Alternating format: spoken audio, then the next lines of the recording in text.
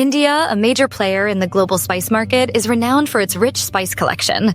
Among these, cardamom, known as the Queen of Spices, offers lucrative export opportunities due to rising international demand. India and Guatemala lead in cardamom production, with India producing around 8,000 metric tons annually. Kerala is India's top cardamom-producing state. Despite Guatemala's dominance, India's cardamom is prized for its potent flavor and aroma. India ranks among the top cardamom exporters with significant exports to the Middle East, Europe, and Southeast Asia. Indian cardamom is valued for its quality, making it a popular choice in international markets.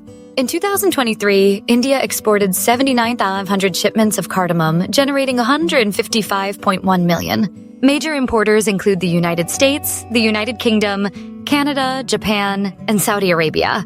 India is second only to Guatemala in global cardamom exports. With growing demand and India's reputation for premium spices, the 2024-25 season presents a great opportunity for cardamom export.